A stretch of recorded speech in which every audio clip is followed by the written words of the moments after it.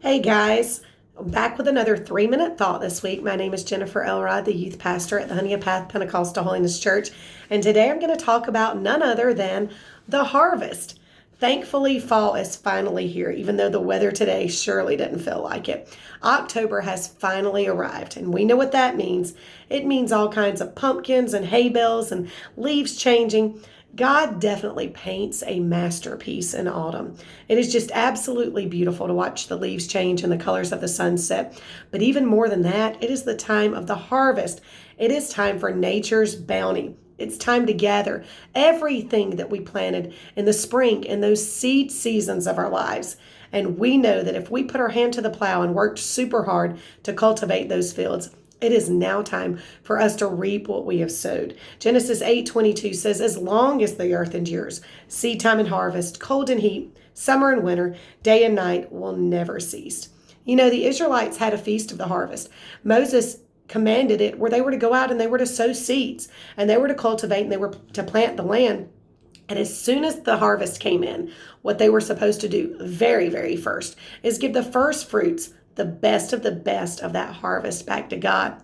You know, our lives have tons of seed moments and seed seasons. And sometimes we're there planting and cultivating and plowing that land longer than we are others. But when it is time for the harvest, we can't help but rejoice. You can just see the look of excitement on our face when we go out to the fields and finally something that we planted so very long ago is now bearing fruit, something that the rest of the world sees. We just thank God for those times of harvest in our lives. And you know, harvest sometimes tests our patience. We know all good things are supposed to come to those who wait, but too often we don't wait for that harvest to come.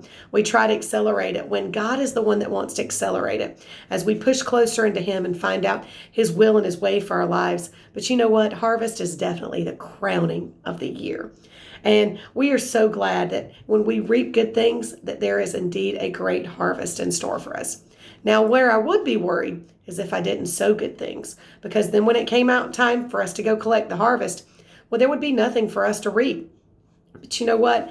I think Anne of Green Gables said it best when she said, I'm so glad I live in a world where there are Octobers.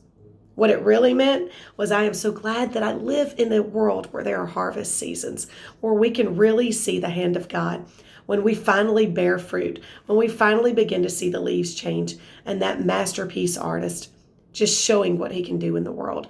We thank God for the times of the harvest. If you're still in a time of planting, don't give up. Keep cultivating, keep weeding, keep praying for the rain, because there will, in good time, be a season of harvest.